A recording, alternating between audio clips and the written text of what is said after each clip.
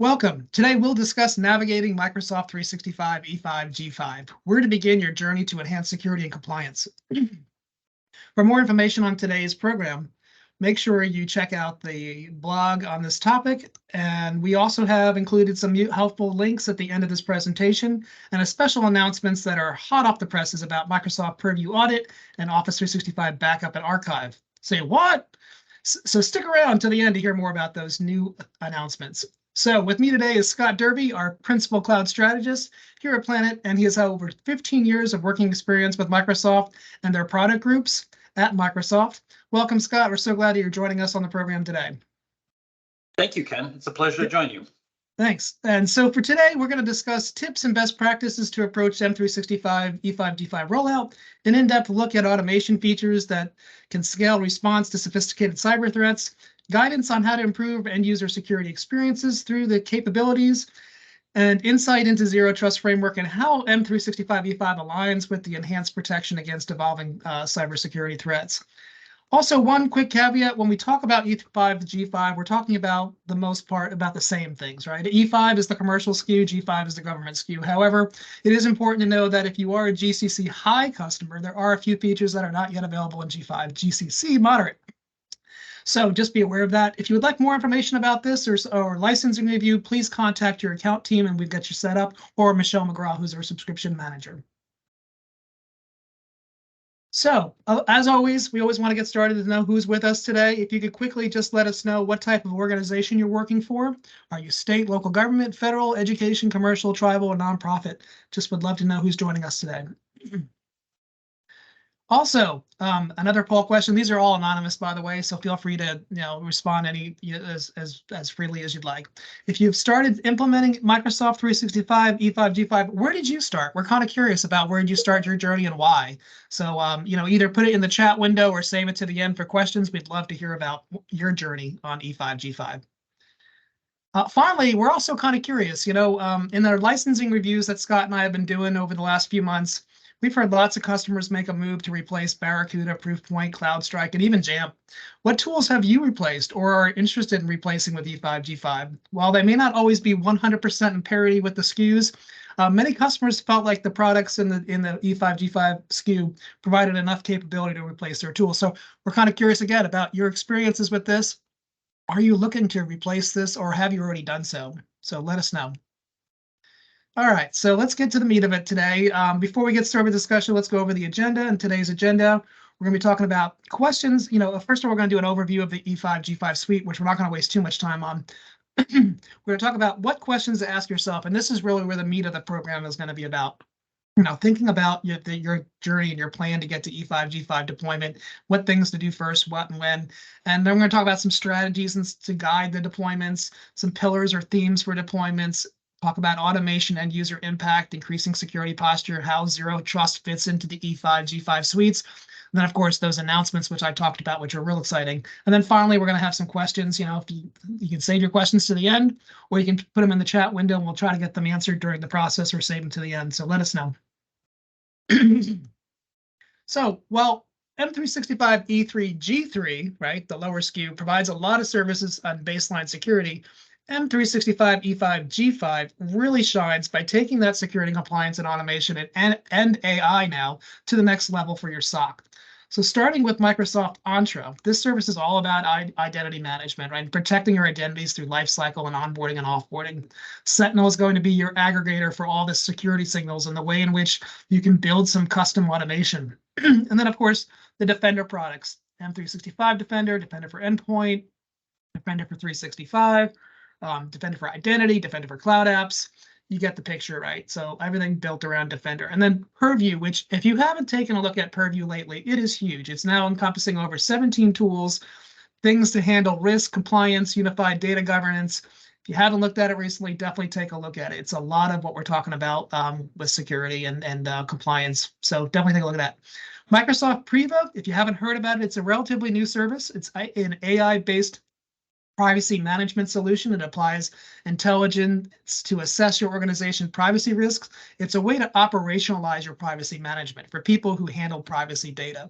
So this service surfaces policy tips that can actually block privacy risky behavior of your users. So take a look at that if that's your thing. Microsoft Intune, well, of course, this has grown a lot over the last few years. It's the new endpoint and mobile device management tool set that can provide endpoint management, MDM, mobile application management, and of course, autopilot, which we're seeing a lot of folks look at today.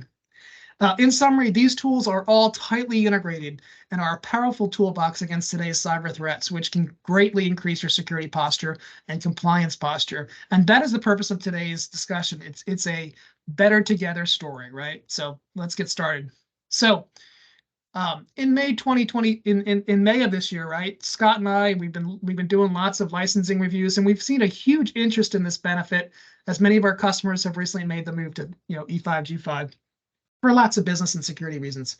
For some, it was about reducing costs and replacing or consolidating tools and skill sets and simplifying their security toolbox. The reviews have shown us that most customers pretty much have basic security in place, but they are overwhelmed when looking at the E5 security, E5 G5 security suite. So customers don't know where to start, and that's what we're talking about today. How do you prioritize these rollouts? And for some customers that are looking at reducing costs by eliminating third parties, well, the choice is clear, obviously where to start.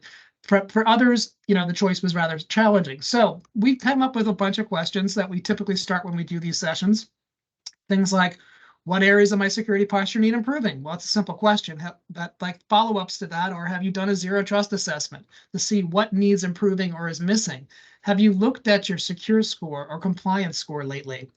See where those gaps are. Do you rely on your users for enforcing or doing the right thing, which is they never do, right? So do you do phishing end user campaigns and offer yearly security training? Do you have legacy third-party tools in place to protect against clicks on links and attachments? You can see where I'm going with this. So all of these questions are tailored to different parts of the E5, G5 SKU that we would then suggest, right?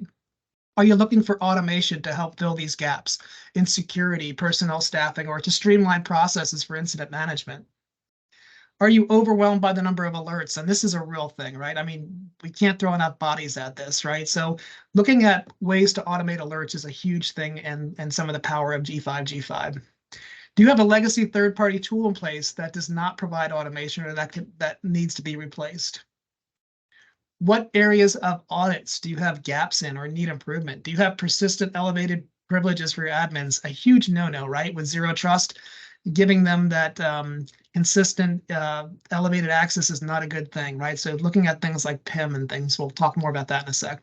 Do you review your elevated access for admins, access reviews, right? Are you keeping your logs long enough? And some great news about that coming up at the end of this program today. Are you keeping evidence of your activities to show third-party assessors?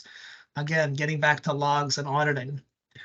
What tools do I have today that Microsoft 365 E5 and G5 could replace or retire? Now, this is a huge one, and it requires a couple other questions, right?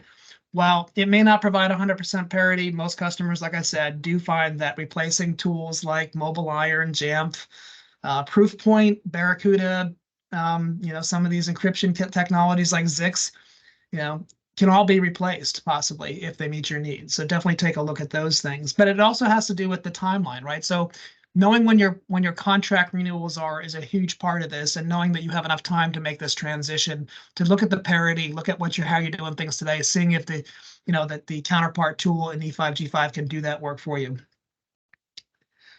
So in order to tackle these vulnerable areas, you need to look at all these things and prioritize them by your pain points.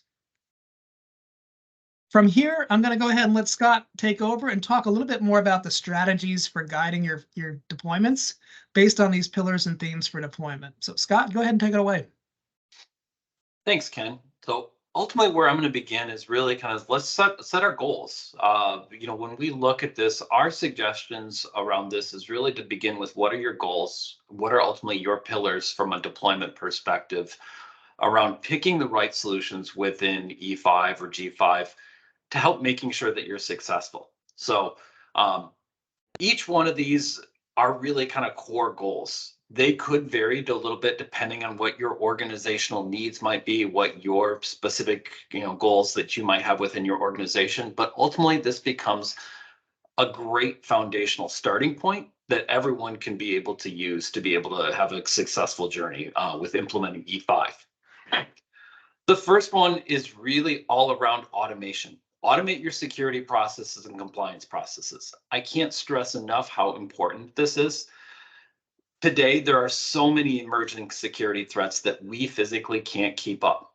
Organizations, and I can't think of a single organization that I talk to on an everyday basis, can say, oh, I have enough people to throw at the problem. We don't, especially with the huge changes that are coming in all of the different aspects of emerging threats from a security process or perspective. So what we really need to be doing is leveraging and automating that as much as possible. And that's one of the key things that a lot of the different tools within the E5 toolset are there to be able to help us do, either in a holistic aspect or in individual pieces and parts. And one of the things I would say as you're thinking about this is you really got to crawl before you walk, before you run. And we'll talk about that here in a little bit more depth. The other goal is really improving your end user security impact. There's a lot of key things that we need to think about from this perspective. Part of it is really all around what's that organizational change look like for that user? How do I help improve that user's knowledge around reacting to security threats and helping to then build that into what my overall security posture is for my organization. As I think about then that broader security posture for my organization, one of the things that we often want to look at is then how do we start to move away from a more classic approach of protecting organizations at the firewall or at the network barrier, but now being able to look at truly taking a zero trust stance, moving towards a policy set that is dynamic in nature to be able to help protect the user no matter where they might be. More importantly, protecting information where it lives. And we'll talk about some of the strategies as we go further into the discussion today. So those are just some of the things that we want to think about from a pillars perspective. So now let's talk a little bit around the strategies that I might need to think about this, right? The strategies I would say really kind of boil down into really kind of 5 key areas. First and foremost, reduce support needs. This is one of the areas that I think the automation helps, because now it helps me reduce the direct amount of man time that I need to be able to support a security incident, a security response, to be able to making sure that we're overall improving our security posture, but I'm not necessarily using a huge amount of resources while doing that. This also closely then intertwines into how do I improve that overall security. One of the things that I look at, and one of the things that I believe as I look at these tool sets and what they offer is that Microsoft has moved these to a position where we now have an integrated set of tools where we have a really good exchange of signal data that's happening across various tools, whether or not it's endpoint detection and response tools to security event and incident monitoring tool sets, over to a mail hygiene and mail protection layers, that we have a great interchange of data between that we can now start to improve that overall security posture. When you compare that to a traditional best of breed model where that's siloed, we no longer have those gaps that can happen between those siloed tools that can then actually expose more risk. This is also all about how do I redeploy that IT time. I want to make sure that we are moving fast, we have smoother provisioning, upgrades, thus reducing vulnerabilities in the long term. And we'll talk about what some of those tools can help me to do that from a strategy perspective as well. The enhanced end user experience. There's 2 aspects that I look at from an enhanced end user experience. It's helping to train and allowing those users to know what to look for from a security risk perspective, allowing them to be a little bit more savvy as they're going about and doing their day-to-day work, whether or not it's on their smartphone, maybe it's on their corporate owned laptop. No matter what device they're using, we want to ensure that we've got a good user experience that is a secure user experience. So these are some of the things that I use as kind of that strategy to making sure that we're doing that.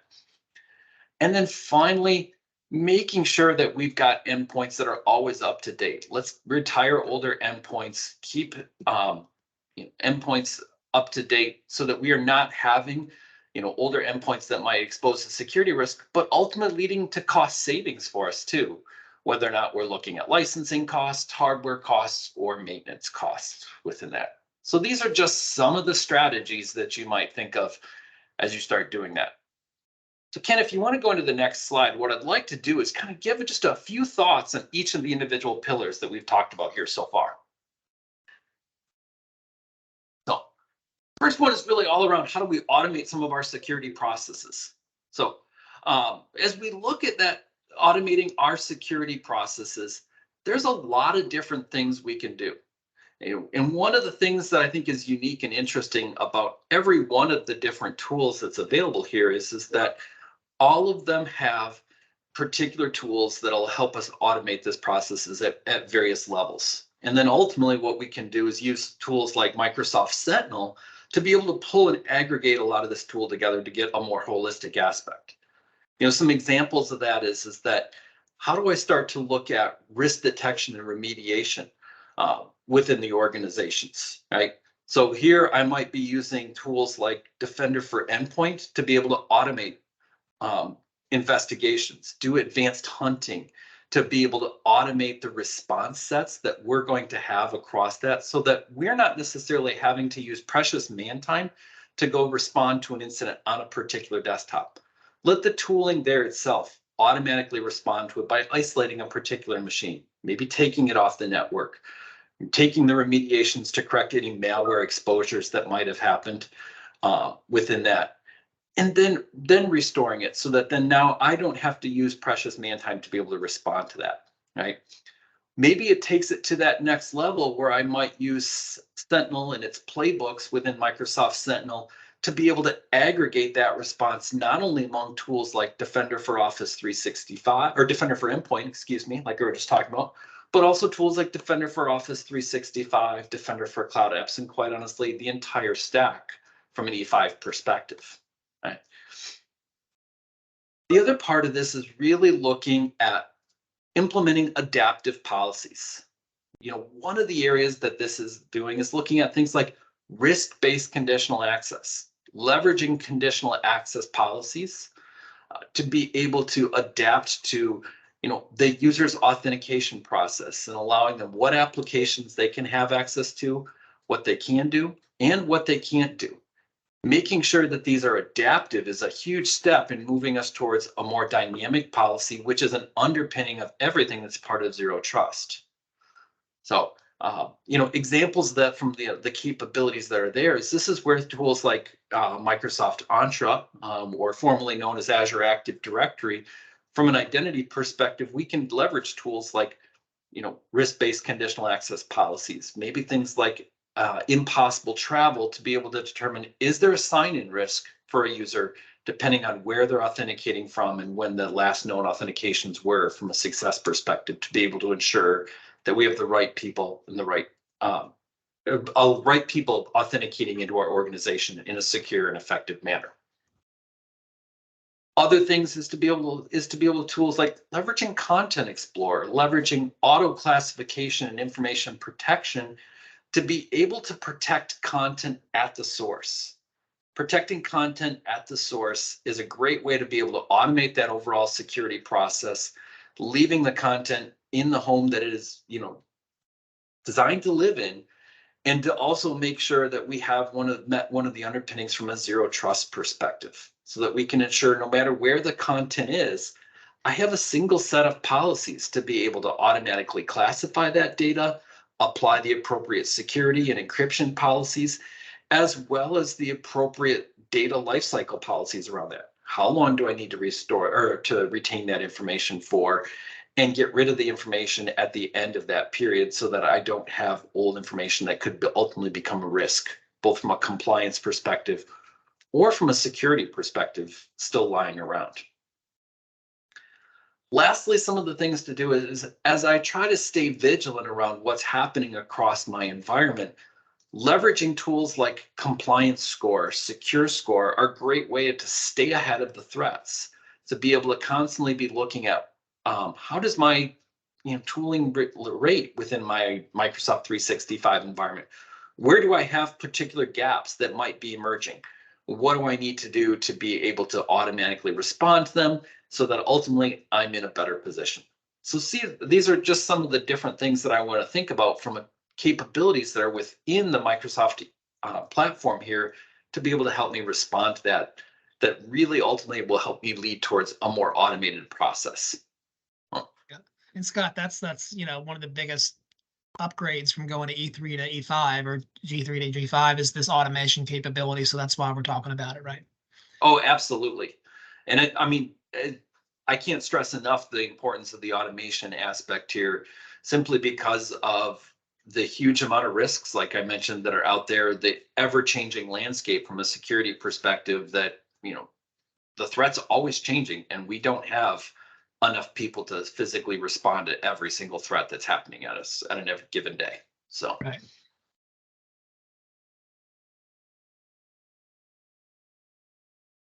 So how do we look at improving our overall end user security impact? What does that mean? Well, there's a lot of different things that we can do to help do this. One of the things I would say a key place to start with that many organizations are really kind of still working down that path is being able to leverage and use a single identity to connect users and applications together quickly and effectively, right?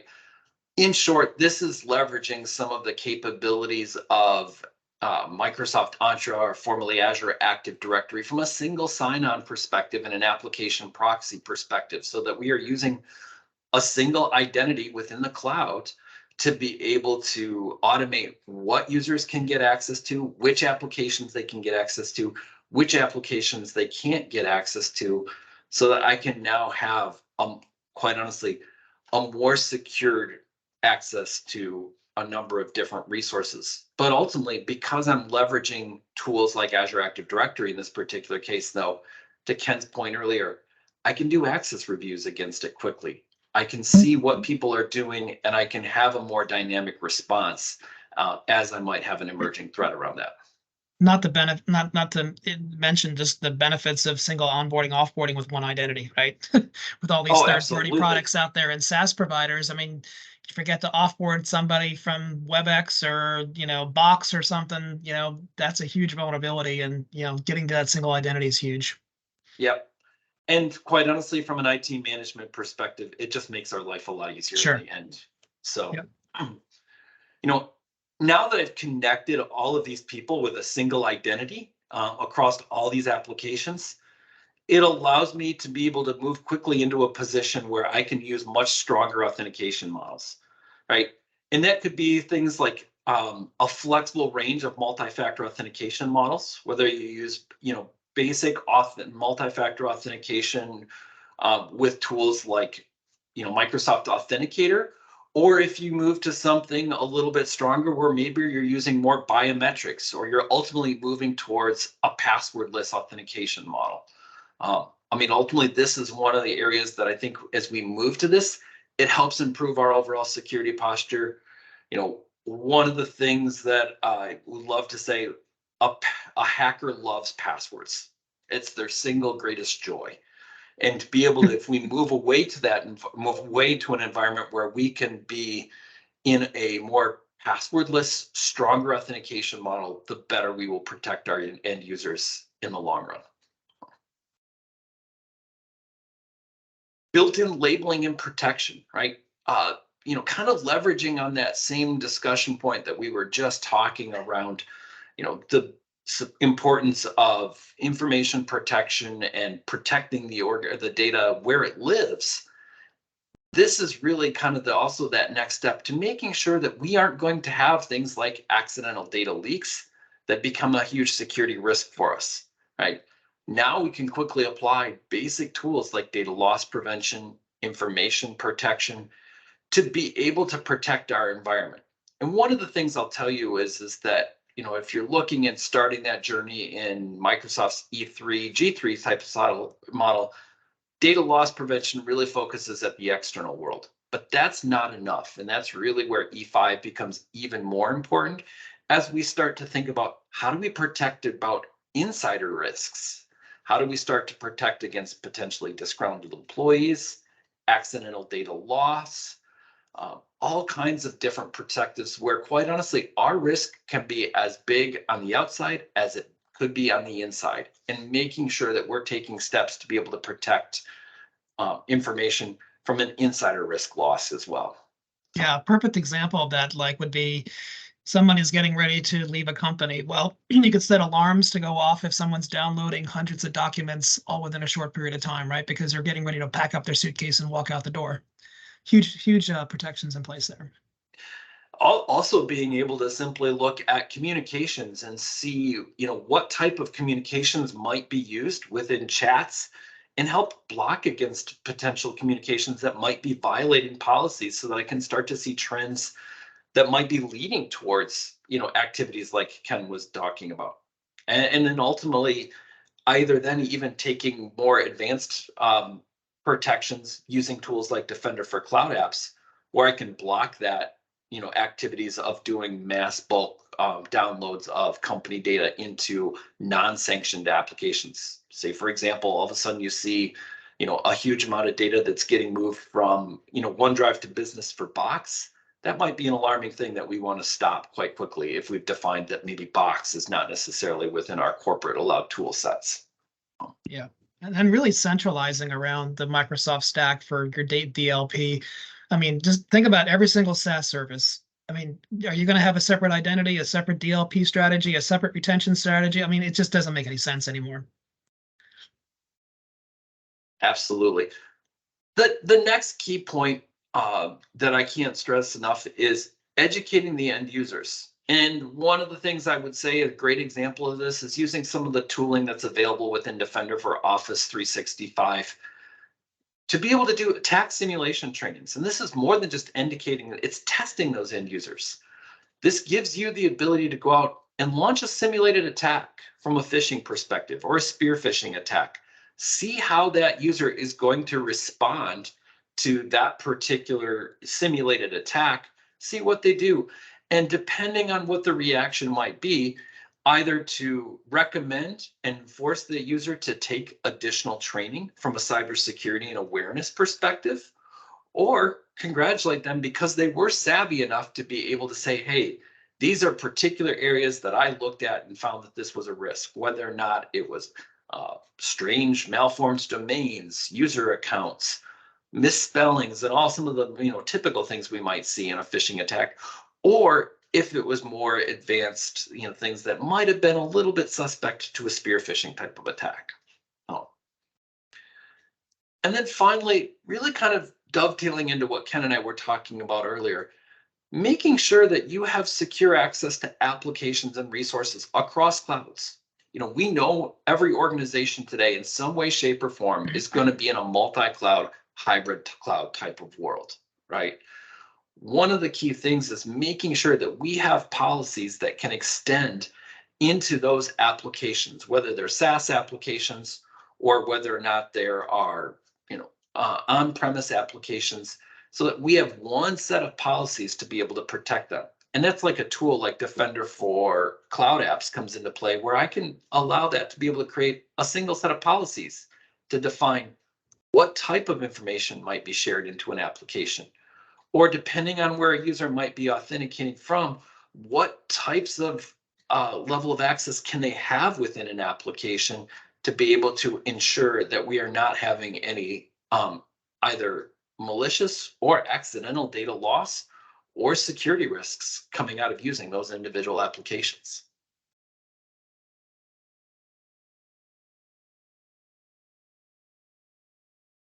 Finally, what do we look at to help increase our incremental steps to increase our security posture, right?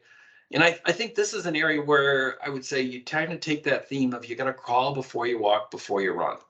So, from this perspective here, things that I would look at, incremental steps that I would say are smaller steps that can be quickly implemented without necessarily having a huge impact on end users directly, might be looking at how do we protect sensitive data. One of the first tools I'd probably say is let's take a look at deploying a tool like Defender for Cloud Apps, enable it in a discovery mode, understand what third-party cloud apps are being used out there, understanding kind of what that landscape is around that particular data, and start to take policies to be able to correct and block maybe third-party cloud apps that are not necessarily sanctioned for use, to be able to create lists and saying, hey, these are the cloud apps I want to allow or people in my organization to use. These are what I don't allow. Also being able to do things like look at the individual types of data and apply policies that we can do to block what type of data might be uploaded to a cloud app. Case in point, my example earlier of using OneDrive and Box to be able to protect and look at data that might be moving outside of my organization quickly without my knowledge. These are areas where I can now start to take a more dynamic policies to be able to protect against that quickly and easily. And quite honestly, doesn't have a huge impact because they're all policy driven at an overall tenant level. So it makes it easy from a deployment perspective to be able to implement these and start to improve my overall security posture without taking steps that would be a huge impact directly to the end user. The biggest one that I've seen, and that no matter where you're at, I think is a must-have, is really how do I start looking and implementing policies around least privileged access, right? Whether or not you are, a state and local government, or maybe you're a defense industrial base, or you're a Department of Defense contractor to any other type of organization, I would say the single most important thing I can do is implementing least privileged access, especially the privileged identity management. This is a great way for me to help take huge incremental steps without having a huge impact on the end users to be able to protect my environment. Also giving me the ability to quickly audit what's happening at the identity level to know, hey, when does a user need a privileged level access to be able to do that? How long do they need it for to be able to grant that so they can only execute the administrative functions they need? And then when they're done, bring it back down so that we don't necessarily have either separate accounts that have dedicated administrative access hanging out there that could potentially be breached, as well as auditing to know when users need that level of access and what type of work they're doing so that we can track it and manage that more effectively. Finally, is how do we start protecting against external threats? And this is where using a tool like Defender for Office 365 can help, whether or not we're looking at malware protection, mail hygiene protection, at the mail level, also looking at links that might be going into Office and Teams and looking for safe attachments as people are collaborating within that without necessarily putting a huge impact in changing how they work by implementing policies that can be done incrementally at the tenant level. So these are just some of the different things you might think about as what are those first incremental steps. The long-term goal here is how do I take all of these pieces and parts and pull it in together to ultimately go towards a model where I'm really adopting a zero trust type of mindset and really adopting zero trust framework as part of how I'm protecting my organization.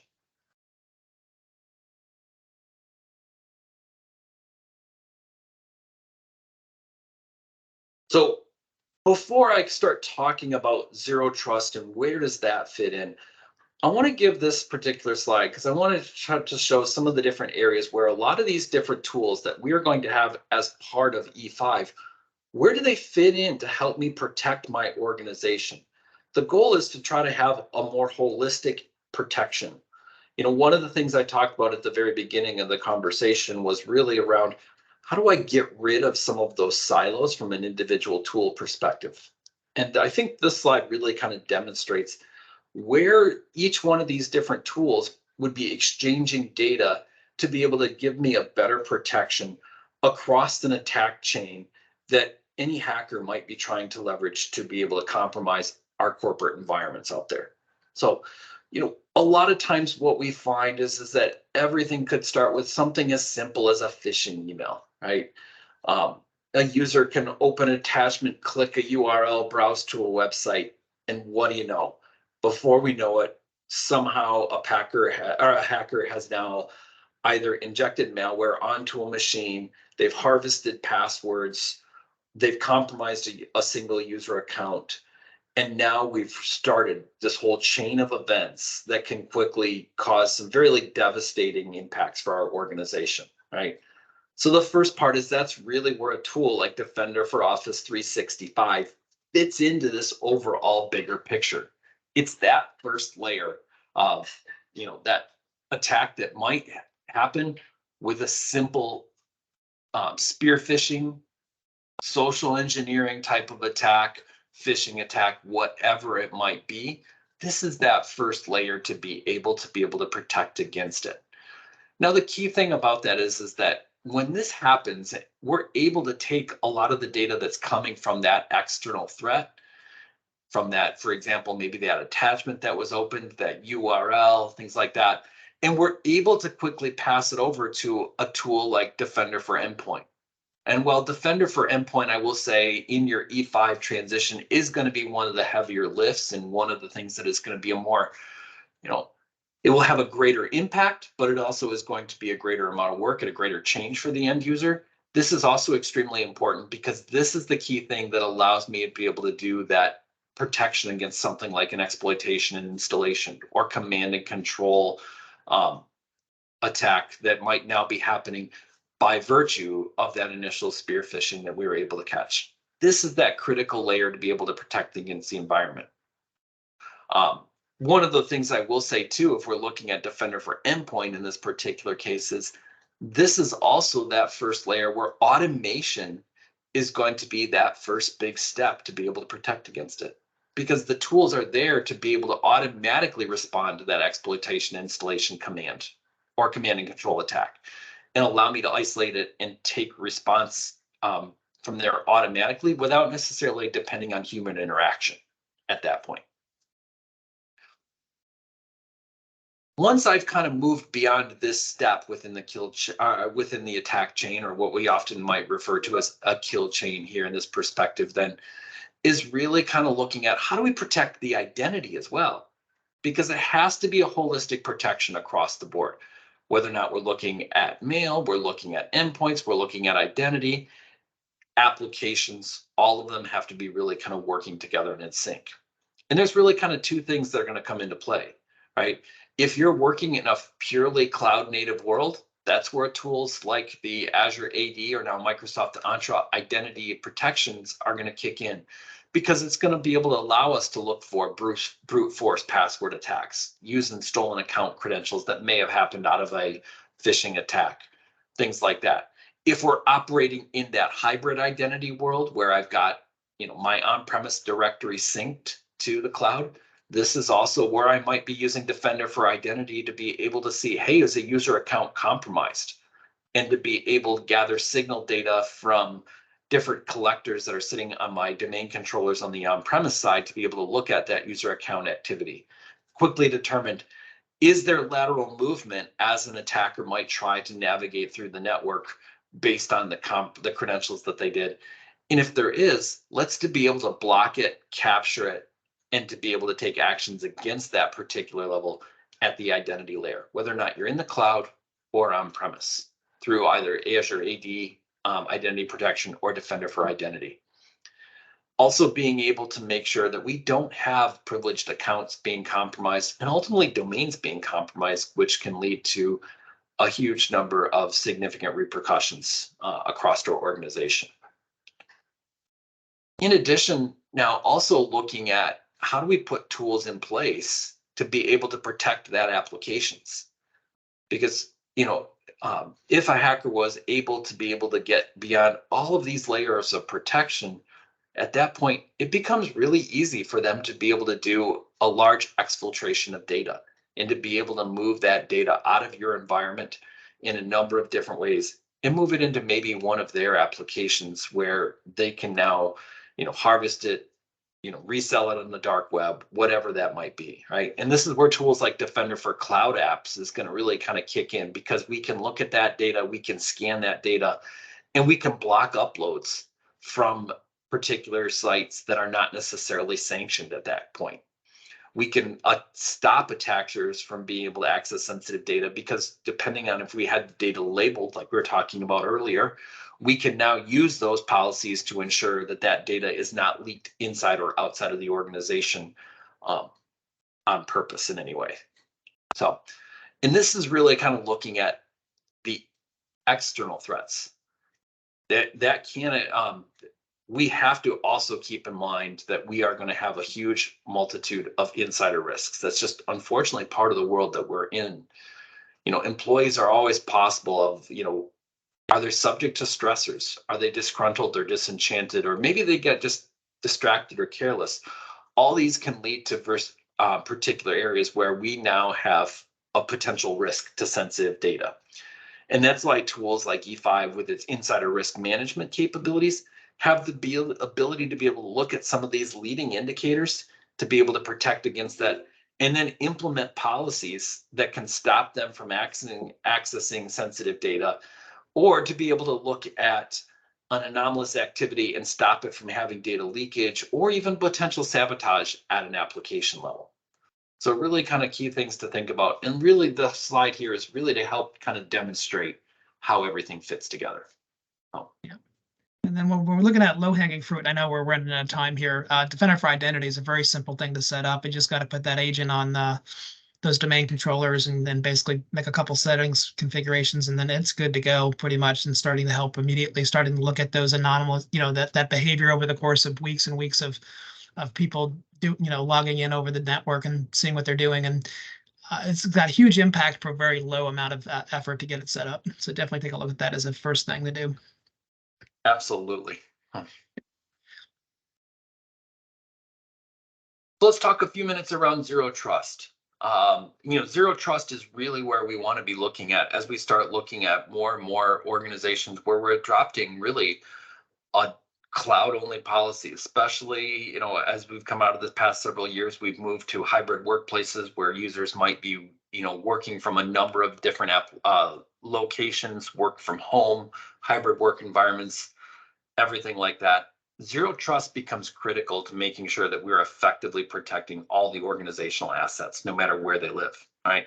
The classic approach of being able to restrict and secure the network doesn't necessarily work anymore. And while there's still aspects and parts of that are going to be critical, the zero trust is really all around how do we make sure we protect assets no matter where they're at within dynamic-based policies, so that we can always adapt and look at threats as they're emerging.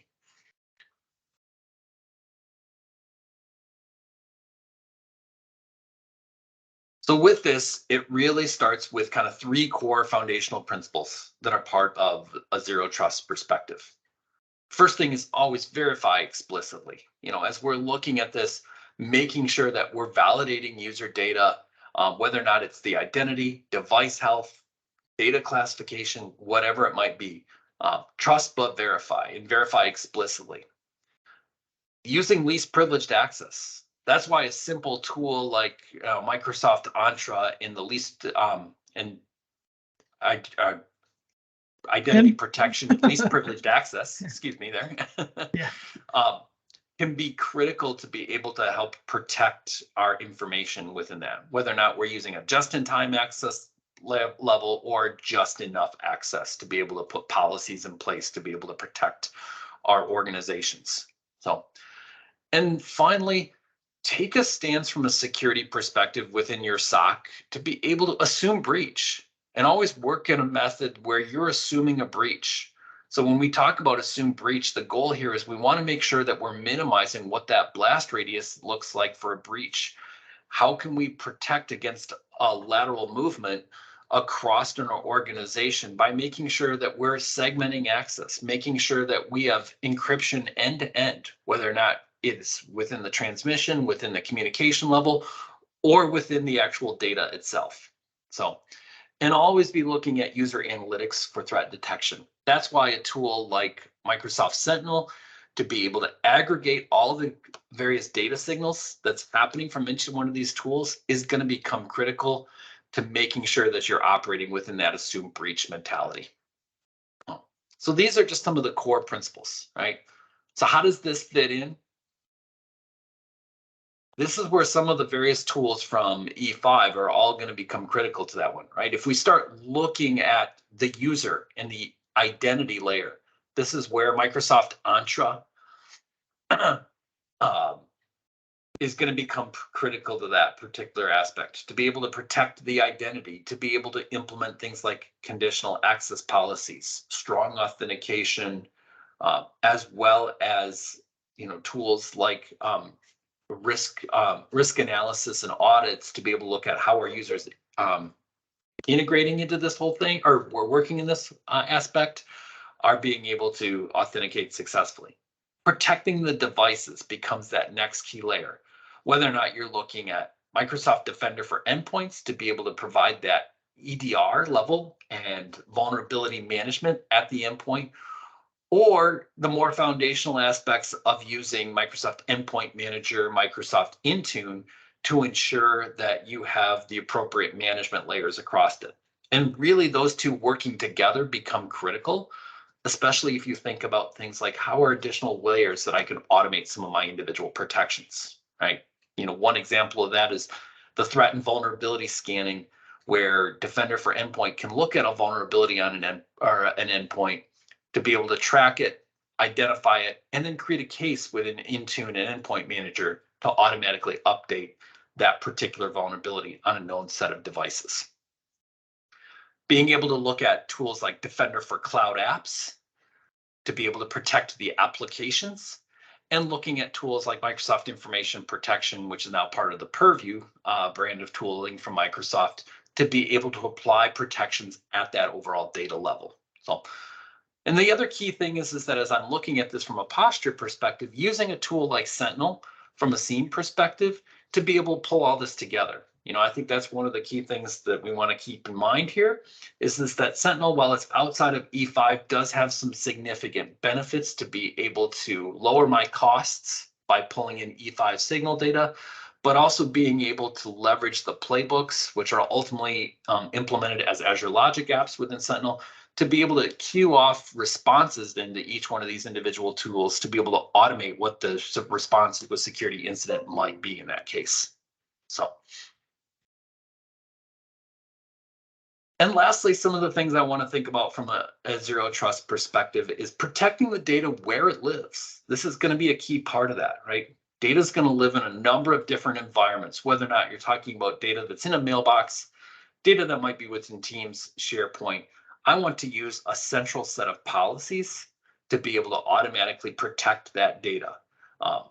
And to use that central set of policies where I can share that across tools like Endpoint DLP, to be able to protect that it is leaked outside of my organization. Or maybe I want to protect with tools like Defender for Cloud Apps to ensure that it's not going to be leaked into non-sanctioned cloud applications, like for example, Box or Google Drives or Salesforce or particular applications here, so that I can trust and know where my data is going and help protect it accordingly. And to be able to put policies in there that can allow what users can and can't do within that. So these are just some of the different things that I want to be looking at as the course of that. So I hope this helps. Just kind of a few different things that we'll kind of lead with, but I know we're kind of running up against time here. Yeah. So go ahead, Ken. Yeah, I was just saying we're running out of time. So just, we're running, so some of the other important tools to look at is Defender for 365, especially for mail hygiene, doing that post-breach investigation, response, automation, and simulation training. Those are all new capabilities, capabilities of the Plan 2 capabilities that you get with E5. So definitely take a look at those Defender for 365 capabilities for automation. And then we talked about Defender for Cloud Apps a lot, so I'm not sure if we really need to go too much more into this. Unless you have anything else you want to bring up here, Scott.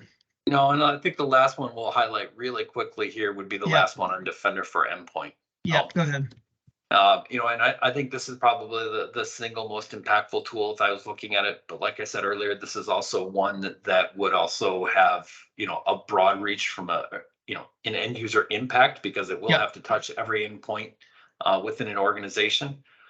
But it really helps us to be able to create that next level of protection, or that next generation protection, help us reduce that attack surface area. But the key things is that the ability that it allows us to be able to automate what investigations are happening, automate the remediation around a affected endpoint, and quite honestly allow us to be more proactive, because it has the ability to do threat and vulnerability management, like I talked about, where it might be scanning for particular software on an endpoint that is a known vulnerability, and then integrating with tools on the endpoint management side to be able to automatically upgrade applications or devices that might be now carrying a known vulnerability, so that I can dynamically increase my security posture, again, without necessarily having to have a human intervention.